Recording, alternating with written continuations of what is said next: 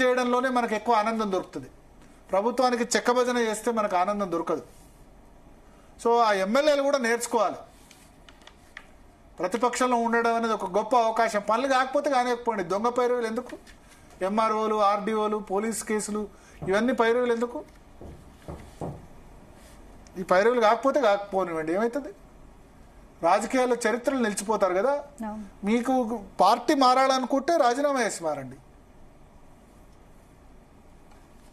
ఫిరాయింపు ఎమ్మెల్యేలు, ఎందుకంటే వాళ్ళ పరిస్థితి ఈ విధంగా తయారవుతుందంటే దానికి ఈ రాజకీయం గబ్బు పట్టిందని చెప్తా. గబ్బు పట్టింది రాజకీయం. కోట్లాది రూపాయలు, ఈ జూబ్లీహిల్స్ ఎలక్షన్ అయితే కోట్లాది రూపాయలు ఖర్చు పెట్టి గబ్బు పట్టిన రాజకీయం. దీనికోసం చదువుకున్న వాళ్ళు నడుము మిగించాలి. చదువుకున్న వాళ్ళు ఓటే వేయరు. రేపు జూబ్లీహిల్స్ ఎలక్షన్లో 50%, 60% పోలింగ్ అయితే ఎక్కువ.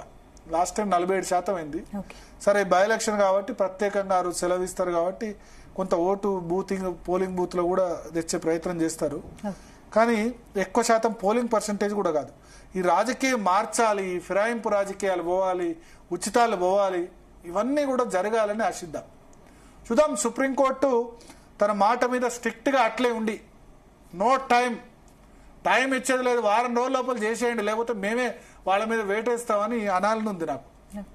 సుప్రీంకోర్టు ఆ విధంగా ఆర్డర్ ఇవ్వాలి. వీళ్ళకి వారం 10 రోజుల కంటే ఎక్కువ ఇచ్చేది లేదు, తొందరగా జవాబు ఇవ్వలేదు ఎవరైతే ఉన్నారో వాళ్ళ మీద వేటేసేయండి అని చెప్పాలని ఉంది నాకైతే. నేనైతే సుప్రీంకోర్టు ప్రధాన న్యాయమూర్తి సీట్లో నేను కూర్చుంటే నాకు అవకాశం రాదు, నేను చదవలేదు. బట్ సుప్రీంకోర్టు అక్రిడేటెడ్ జర్నలిస్ట్గా ఉన్నా. 2008 నుంచి 2016 వరకు ఢిల్లీలో పనిచేసినప్పుడు సుప్రీంకోర్టు పాస్ హోల్డర్గా ఉన్నా. నా కేసులు చాలా, సుప్రీంకోర్టు ఆర్గ్యుమెంట్స్ కూడా చాలా విన్నా. నాకు ఆ విధంగా ఇప్పుడు ఇటువంటి ఈ ఫిరాయింపు రాజకీయాన్ని, ఈ దరిద్రపు గొట్టు రాజకీయాన్ని ఎదుర్కొనేది ఒక్క న్యాయ వ్యవస్థనే అనిపిస్తుంది. అన్ని రాజకీయ పార్టీలు అట్లయినాయి. Congress, BRS, BJP, YSRCP, TDP, అన్ని పార్టీలు కూడా వాళ్ళు గెలిస్తే పక్క పార్టీలో వాళ్ళని చేర్చుకొని ఫిరాయించలేదని అబద్ధాలు ఆడి సంవత్సరం, 2 సంవత్సరాలు, 3-4 సంవత్సరాలు టైంపాస్ చేశారు. అందుకనే ఆ సుప్రీంకోర్టు న్యాయం చీఫ్ జస్టిస్ కుర్చీలో కనుక కూర్చుంటే నేను ఇమ్మీడియట్గా ఈ స్పీకర్ లేదు, ఎవరు లేడు, నేనే వేటేస్తున్నా అని 10 మంది మీద సుప్రీంకోర్టు జడ్జిమెంట్ ఇచ్చేస్తే ఇంకా క్లియర్గా ఉంది, ఎవరు వినాల్సిన అవసరం లేదని. ఎందుకంటే ఇటువంటి వాళ్ళకి ఇంకా స్పీకరు, హైకోర్టు, సహజ న్యాయ సూత్రాలు అని వర్తించవు. చాలా ఆన్సర్ ఇవ్వలే కదా, ఇద్దరు ఆన్సర్ ఇవ్వలే కదా ఇప్పటివరకు కూడా, వేటేసేయండి అని చెప్పేస్తే అయిపోతుంది. ఇక ప్రజాస్వామ్యం అట్లా అయితేనే బాగుపడుతుంది. ప్రజాస్వామ్యానికి అర్థం లేకుండా చేస్తున్నారు టైంపాస్. ఇప్పుడు వీళ్ళు ఈ ఫిరాయింపు ఎమ్మెల్యేలు అంటే బీఆర్ఎస్ ఏం సుద్దపూసేం కాదు. బీఆర్ఎస్ ఏం చేసిందో మనకు తెలుసు. 2014లో వాళ్ళు 2014లో మాకు విలీనం చేసుకున్నాం. వాళ్ళకి అంతే, ప్రతిపక్షంలో ఉన్న వాళ్ళకి ఎవరికి డెవలప్మెంట్ చేయలేదు. బలవంతంగా వాళ్ళు అభివృద్ధి చేసి బంగారు తెలంగాణ కోసం చేరారట. బంగారు తెలంగాణ కాదు, వాళ్ళ ఇండ్లను బంగారం చేసుకునేది చేరారు. ఈ ఫిరాయింపు ఎమ్మెల్యేలంతా బంగారు తెలంగాణ చేసుకోలే, వాళ్ళ ఇండ్లలో మొత్తం బంగారం చేసుకునేందుకు, ఇండ్లలో బంగారు కిరీటాలు, బంగారు కుర్చీలు చేసుకునేందుకు చేరారు వాళ్ళు. బంగారు తెలంగాణ కాదు, ఏం కాలే, ఏదో శుద్ధపూస అయినట్టు ఇప్పుడు బీఆర్ఎస్ని సపోర్ట్ చేయడం. బట్ ఎక్కడో ఒక జరగాలి, ఎక్కడో దగ్గర ఆగాలి కదా. ఒక్కసారి వేటు పడితే భయపడతాడు. ఇప్పుడు ఎవరు ఎందుకు ఫిరాయిస్తలేడు? 10 మంది ఎమ్మెల్యేలు జాయిన్ అయిన తర్వాత ఎవరు ఎందుకు ఫిరాయిస్తలేరు? భయం. ఎందుకంటే సుప్రీంకోర్టు నోటీస్ ఇచ్చింది కదా. ఇంతకుముందు ఆ భయం లేకుండే. ఇప్పుడు ఈ మాత్రం నోటీస్ ఇచ్చి 3 నెలల్లో కంప్లీట్ చేయమంటేనే ఇంత భయం అవుతుంది. రేపు వేటేస్తే ఒక్కడు కూడా ఇక పోసుకుంటారు అందరు ఎమ్మెల్యేలు పార్టీ మారాలంటే. ఎందుకంటే మళ్ళీ ఇప్పుడు ఎలక్షన్ నిల్చోవాలంటే ఇక జూబ్లీస్ లాగా 100 కోట్లు ఖర్చు అయింది. దాని బదులు చప్పుడేక ఉన్న పార్టీలోనే ఉంటా, తర్వాత చూసుకుందాం అనుకుంటే బెటర్. అధికార పార్టీలోనే ఉండాలనా, ప్రతిపక్షంలో ఉండద్దా? మాకు జర్నలిజంలో అయితే ప్రతిపక్షంలో ఉంటేనే మజా. ప్రతిపక్షం అంటే ఏమంటారు, ప్రభుత్వాన్ని క్వశ్చన్స్ చేసే స్థితిలో ఉంటేనే మాకు మజా. ప్రభుత్వానికి జోకే పరిస్థితి ఉంటే మాకైతే మజా కాదు. సో ఇప్పుడు గడువు పెంచమని సుప్రీంకోర్టుని ఆశ్రయించే ప్రసక్తే లేదు. సుప్రీంకోర్టు తీసుకునే నిర్ణయం మీద గడువు పెంచమని ఆశ్రయించారు. సుప్రీంకోర్టు ఏమంటుందో చూద్దాం. మరి సుప్రీంకోర్టు చీఫ్ జస్టిస్ చాలా మంచి తీర్పు ఇచ్చారు బిఆర్ గవాయ్. అదే మంచి తీర్పు కంటిన్యూ చేస్తారని మనం ఆశిద్దాం. Right, thank you Bharat. ఇంకా ఇది వాళ్ళ డిఎన్ఏ. మరిన్ని అప్డేట్స్తో రేపు డిఎన్ఏలో మళ్ళీ కలుద్దాం. Keep watching Zee Telugu news.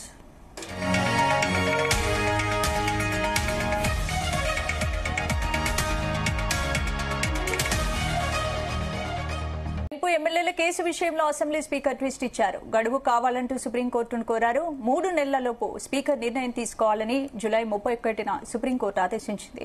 Supreme court గడువు ముగియడంతో స్పీకర్ తరపు న్యాయవాదులు సుప్రీంకోర్టును ఆశ్రయించారు. మొత్తం 10 మంది ఎమ్మెల్యేలకు నోటీసులు ఇవ్వగా 8 మంది మాత్రమే స్పందించారు. వారిలో 4 విచారణ మాత్రమే జరిగిందన్నారు. ఇక మిగిలిన 6 ఎమ్మెల్యేల విచారణ జరగాల్సిందని, ఈ విచారణను పూర్తి చేసేందుకు తమకు సమయం ఇవ్వాలని స్పీకర్ తరపు న్యాయవాదులు సుప్రీంకోర్టును కోరారు. ఇదే అంశంపై వాళ్ళ డిఎన్ఏలో డిస్కస్ చేద్దాం. భరత్, ఫిరాయింపు ఎమ్మెల్యేల కేసులో స్పీకర్ ట్విస్ట్ ఇచ్చారనుకోవచ్చు.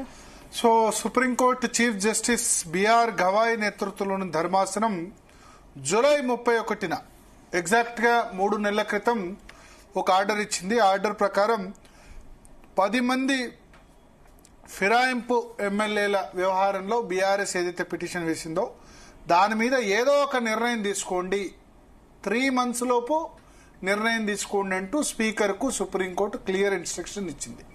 సో జూలై 31 నుంచి 3 నెలలు తీసుకుంటే ఇవాళకి అక్టోబర్ 31 ఆ గడువు ముగుస్తుంది. స్పీకర్ మాత్రం 10 మంది ఎమ్మెల్యేలకి నోటీసులు ఇచ్చారు. సుప్రీంకోర్టు ఆ విధంగా తీర్పిచ్చిన తర్వాత ఆ 10 మంది ఎమ్మెల్యేలకు నోటీసులు ఇస్తే దానిలో 8 మంది ఎమ్మెల్యేలు మాత్రమే స్పందించారు. 2 ఎమ్మెల్యేలు రెస్పాండ్ కాలేదు. రెస్పాండ్ కాని ఎమ్మెల్యేలు ఎవరంటే దానం నాగేందర్, ఖైరతాబాద్ ఎమ్మెల్యే, రెండవది కడియం శ్రీహరి. వీళ్ళిద్దరు కాకుండా మిగతా 8 మంది ఎమ్మెల్యేలు కూడా రిప్లై ఇచ్చారు. మేము పార్టీ ఫిరాయించలేదు, మేము బీఆర్ఎస్ లోనే ఉన్నాం అని వాళ్ళు మెన్షన్ చేశారు. బీఆర్ఎస్ లో ఉన్నామని చెప్పేందుకు వాళ్ళు ఏం చెప్పారంటే గత సంవత్సరం 2025 మార్చి వరకు కూడా ఎమ్మెల్యేగా వచ్చే మాకు మంత్లీ అలవెన్స్ లో కొంత మేము BRS legislative party office, assembly లోపల ఆఫీస్ ఉంటుంది కదా, దానికి అయ్యే ఖర్చు మా శాలరీ నుంచి డిడక్ట్ అవుతుంది. మా వాటా కూడా 5,000 10,000 డిడక్ట్ అవుతుంది. మొన్న 2025 మార్చ్ కూడా మా మీద ఫిర్యాదేమో 2024 ఆగస్టు జూలైలో చేశారు. బట్ మార్చ్ వరకు కూడా మా దగ్గర డిడక్ట్ అవుతూనే ఉంది అని చెప్పి వాళ్ళు క్లియర్ గా రిప్లై ఇవ్వడం జరిగింది 8 మంది ఎమ్మెల్యేలు. ఇక దానం నాగేందర్ దగ్గర రిప్లై ఇచ్చేందుకు ఏం లేదు, ఎందుకంటే ఆయన ఖైరతాబాద్ ని ఫిరాయించలేదు అనడానికి ఏం లేదు. కాంగ్రెస్ పార్టీ తరపునే బీఫామ్ తీసుకొని ఆయన ఖైరతాబాద్ లో పోటీ చేశాడు. కాంగ్రెస్ పార్టీ తరపునే బీఫామ్ తీసుకొని ఖైరతాబాద్ ఎమ్మెల్యేగా ఉన్న ఆయన సికింద్రాబాద్ పార్లమెంట్ మెంబర్ గా డైరెక్ట్ గా కాంగ్రెస్ బీఫామ్ తీసుకొని బీఆర్ఎస్ నుంచి గెలిచి తీసుకొని పోటీ చేశారు. కాబట్టి ఆయన రిప్లైలో ఫిరాయించలేదు అనడానికి ఏముండదు.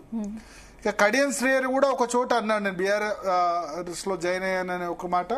రెండవది తన కూతురు కడియం కావ్య ప్రచారంలో, క్యాంపెయిన్ లో కడియం శ్రీహరి పాల్గొన్నారు చాలా చోట్ల. ఆయన బీఆర్ఎస్ నుంచి గెలిచి కాంగ్రెస్ పార్టీ తరఫున క్యాంపెయిన్ ఉన్నారు కాబట్టి ఆయన కూడా రిప్లై ఇవ్వలేదు. పైగా ఆయన ఏం చెప్పారంటే మీరు ఏ పార్టీలో ఉన్నారంటే నేను ఎక్కడ ఉండాలో అక్కడే ఉన్నానని జవాబు ఇచ్చారు. సో ఆ వాళ్ళిద్దరు కాకుండా మిగతా 8 మంది ఎమ్మెల్యేలు కూడా మేము పార్టీ ఫిరాయించలేదు, మేము ఎక్కడ కూడా బీఆర్ఎస్ విప్ జారీ చేయలేదు, జారీ చేస్తే మేము ధిక్కరించకుండా లేము, బీఆర్ఎస్ జారీ చేసిన విప్ను ధిక్కరించకుండా ఏ రోజు కూడా మేము లేము, బీఆర్ఎస్ విప్ జారీ చేయలేదు, విప్ జారీ చేసి పలానా దానికి అనుకూలంగానో వ్యతిరేకంగానో ఓటేయమంటే ఓటేస్తాం, కానీ ఆ పరిస్థితి లేదు కదా అని చెప్పి మిగతా ఎమ్మెల్యేలందరూ కూడా రిప్లై ఇచ్చారు. సో ఇప్పుడు 8 మంది ఎమ్మెల్యేల్లో 4 ఎమ్మెల్యేల విచారణ మాత్రమే పూర్తయింది. 4 ఎమ్మెల్యేలని విచారించారు. ఆ ఎమ్మెల్యేల మీద ఫిర్యాదు ఇచ్చిన వాళ్ళని కూడా విచారించారు. సో 2 సైడ్ల విచారణ జరిగింది. మిగతా 4 ఎమ్మెల్యేల విచారణ రిప్లై ఇచ్చిన వాళ్ళు జరగాలి, రిప్లై ఇవ్వని 2 ఎమ్మెల్యేల విచారణ కూడా జరగాలి. సో మధ్యలో స్పీకర్ అక్టోబర్ 6వ తేదీ నుంచి 24వ తేదీ వరకు కూడా మధ్యలో వేరే విదేశాలకి కామన్వెల్త్ పార్లమెంటరీ రిలేటెడ్ ఏదో ఉంది, దానికి వెళ్ళి వచ్చారు. సో ఈ మధ్యలో విచారణ ఏమీ జరగలేదు. అయితే ఇప్పుడు 31st 3 months లోపు నిర్ణయం తీసుకోండి స్ట్రిక్ట్ గా అని సుప్రీంకోర్టు చెప్పినా సరే నిర్ణయం తీసుకోలేదు. ఇప్పుడు స్పీకర్ తరపున అసెంబ్లీ కార్యదర్శి నరసింహాచారి ఆయన సుప్రీంకోర్టులో పిటిషన్ దాఖలు చేస్తున్నారు అని తెలుస్తోంది. స్పీకర్ తరపు న్యాయవాదులు ఏమనంటే నాకు ఇంకొక 2 నెలల సమయం కావాలి, 2 months ఇంకా గడువు కావాలి, 10 మందిలో 2 రిప్లై ఇవ్వలేదు.